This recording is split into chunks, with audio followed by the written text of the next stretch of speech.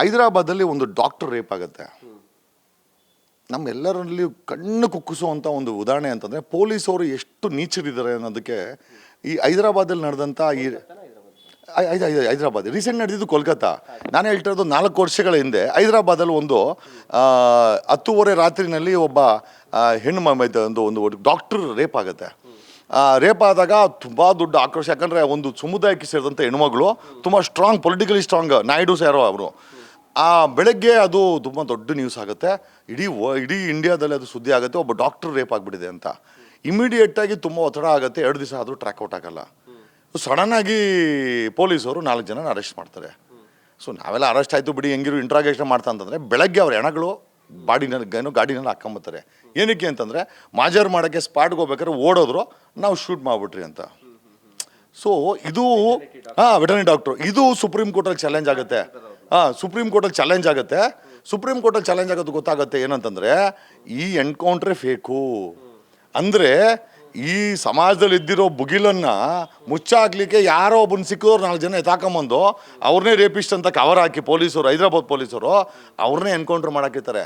ನಮಗೆ ಅಲ್ಲಿ ನಿಜವಾದೇನೋ ಒಂದು ಗೊತ್ತಾಗೋದೇನು ಅಂತಂದರೆ ಆಕೆಯನ್ನು ರೇಪ್ ಮಾಡಿದವನು ಯಾರೋ ದೊಡ್ಡ ಪೊಲಿಟಿಷಿಯನ್ ಮಗ ಅಂತೆ. ಅವನನ್ನು ಬಚಾವ್ ಮಾಡೋಕ್ಕೋಸ್ಕರ ಯಾರೋ ಅಮಾಯಕರು 4 ಜನ ಕರ್ಕೊಂಬಂದು ತಲೆಗೆ ಬಟ್ಟೆ ಇಲ್ದವ್ರನ್ನ ರೇಪಿಸ್ಟ್ಗಳಂತ ಮಾಧ್ಯಮದ ಮುಂದೆ ಕುಣಿಸಿ ಅವ್ರನ್ನ ಮಾಜಾರಂತ ಹೆಸರಲ್ಲಿ ಕರ್ಕೊಂಡೋಗಿ ಎನ್ಕೌಂಟ್ರ್ ಮಾಡಿ ಅವುಗಳನ್ನ ಬಾಡಿಲಿ ಹಾಕೊಂಬಂದು ಸಮಾಜವನ್ನು ಸಮಾಧಾನ ಮಾಡೋ ಕೆಲಸ ಈ ಕೆಲವರು ತಲೆ ಹಿಡ್ಕರು ಅನ್ನೋದಕ್ಕಿಂತ ಒಬ್ಬ ಕೊಲೆಗಾರ ಭ್ರಷ್ಟ ಪೊಲೀಸರು ಮಾಡಿದ್ದಾರೆ. ಈ ಥರ ಉದಾಹರಣೆಗಳು ಸುಪ್ರೀಂ ಕೋರ್ಟ್ ಮುಂದೆ ಮತ್ತು ಹ್ಯೂಮನ್ ರೈಟ್ಸ್ ಕಮಿಷನ್ಗಳ ಮುಂದೆ ಸಾವಿರಾರು ಇದೆ, 100 ಸಾವಿರಾರು ಇದೆ. ನಕ್ಸಲೈಟ್ಸ್ ಏರಿಯಾಗಳಲ್ಲಿ ಸಿಕ್ಕವ್ರನ್ನ ನಕ್ಸಲೈಟ್ ಅಂತ ಗುಂಡ ಹಾಕೋದು, ಅವ್ರ ಮೇಲೆ ಗನ್ನಿಟ್ಟು ಫೋಟೋ ಹಾಕೋದು, ಮಾಧ್ಯಮಕ್ಕೆ ತೋರಿಸೋದು. ಕಾಶ್ಮೀರಲ್ಲಿ ಸಣ್ಣ ಮುಸಲ್ಮಾನರ ಹುಡುಗರುಗಳನ್ನು ಶೂಟ್ ಮಾಡಾಕೋದು ಬೇಕು ಅಂತ ಭಯ ಹುಡ್ಸೋಕ್ಕೆ, ಸಮಾಜದಲ್ಲಿ ಮುಸಲ್ಮಾನರನ್ನ ಕಂಟ್ರೋಲ್ ಮಾಡೋಕ್ಕೆ, ಮತ್ತು ಅವ್ರ ಮೇಲೆ ಟೆರರಿಸ್ಟ್ ಅಂತ ಬ್ರ್ಯಾಂಡ್ ಕಟ್ಟೋದು. ಒಬ್ಬ ಪೊಲೀಸ್ ಅವನಿಗೆ ಒಂದು ಬ್ರ್ಯಾಂಡ್ ಮಾಡೋದು ದೊಡ್ಡ ವಿಚಾರ ಅಲ್ಲ. ಬಟ್ ನಿಜವಾಗ್ಲೂ ನಮ್ಮಂಥ ವಕೀಲರ ಕೈಗೆ ಸಿಗಾಕೊಂಬಿಟ್ರೆ ಅಡ್ಡಡ್ಡ ಇನ್ವೆಸ್ಟಿಗೇಷನ್ ಮಾಡಿ ಅರ್ದುಬಿಟ್ಟು ಅಲ್ಲೇ ತಗಲಾಕ್ಬಿಡ್ತೀವಿ ನಾವು ನ್ಯಾಯಾಲಯದಲ್ಲಿ. ಹಾಗಾಗಿ ಸತ್ಯ ಹೊರಗಡೆ ಬರೋದು ತುಂಬ ಇಂಪಾರ್ಟೆಂಟು.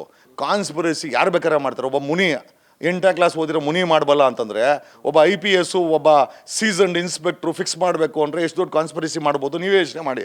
ಬಟ್ ಅದನ್ನು ಸತ್ಯ ಹೊರಗಡೆ ತರಬೇಕು, ಅದು ನಮ್ಮಂಥ ವಕೀಲರ ಕೆಲಸ, ನಮ್ಮಂಥ ಪ್ರೈವೇಟ್ ಇನ್ವೆಸ್ಟಿಗೇಷನ್ ಮಾಡಿರೋ ಕೆಲಸ, ಮಾಧ್ಯಮಗಳ ಕೆಲಸ, ಸರ್ಕಾರದ ಕೆಲಸ, ರಿಟೈರ್ಡ್ ಹೈಕೋರ್ಟ್ ಜಡ್ಜ್ಗಳ ಕೆಲಸ ಅಂತ ನಾನು ಹೇಳೋಕ್ಕೆ ಇಷ್ಟಪಡ್ತೀನಿ.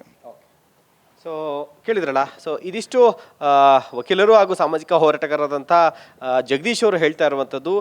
ದರ್ಶನ್ ಅವರ ಪಾತ್ರ ಇದರಲ್ಲಿ ಇಲ್ಲೇ ಇಲ್ಲ ಅಂತ ಹೇಳ್ತಾ ಇಲ್ಲ. ಆದರೆ ಈಗ ಏನು ಇನ್ವೆಸ್ಟಿಗೇಷನ್ ಆಗ್ತಾ ಇದೆಯಲ್ಲ, ಆ ಆದಿಯನ್ನು ನೋಡಿದಾಗ ಅವರನ್ನೇ ಫಿಕ್ಸ್ ಮಾಡಬೇಕು ಅನ್ನುವಂಥ ರೀತಿಯಲ್ಲಿ ಹೋಗ್ತಾ ಇದೆ. ಆದರೆ ಇದನ್ನು ಒಂದು ನಿವೃತ್ತ ನ್ಯಾಯಾಧೀಶರ ಒಂದು ಸಮಿತಿಯನ್ನು ಮಾಡಿ ಆ ಮೂಲಕ ಒಂದು ತನಿಖೆಯನ್ನು ಮಾಡಿಸಿದಾಗ ಇದರೊಳಗಡೆ ಇನ್ನೂ ಯಾರ್ದೆಲ್ಲ ಕೈವಾಡ ಇದೆ, ದರ್ಶನ್ ಅವರ ಪಾತ್ರ ಎಷ್ಟಿದೆ ಅಂದರೆ ಈಗ ತೋರಿಸ್ತಾ ಇರುವಷ್ಟು ಇದೆಯಾ ಅಥವಾ ಇಲ್ವಾ ಅನ್ನುವಂಥದ್ದು ಗೊತ್ತಾಗುತ್ತೆ ಅನ್ನುವಂಥ ಒಂದು ಅಭಿಪ್ರಾಯವನ್ನ ಹೇಳ್ತಾ ಇದ್ದಾರೆ ಜಗದೀಶ್ ಅವರು. ಈ ಮೂಲಕ ಒಂದು ಕಂಪ್ಲೇಂಟ್ ಅನ್ನು ಕೂಡ ಈಗ ಆಲ್ರೆಡಿ ಬೆಂಗಳೂರು ಪೊಲೀಸ್ ಆಯುಕ್ತರಾದಂಥ ದಯಾನಂದ್ ಅವರಿಗೆ ಕೊಟ್ಟಿರುವಂಥದ್ದು. ಕ್ಯಾಮ್ರಾ ಪರ್ಸನ್ ವೆಂಕಟೇಶ್ ಜೊತೆಗೆ ಶಿವಪ್ರಸಾದ್, ನ್ಯಾಷನಲ್ ಟಿವಿ, ಬೆಂಗಳೂರು.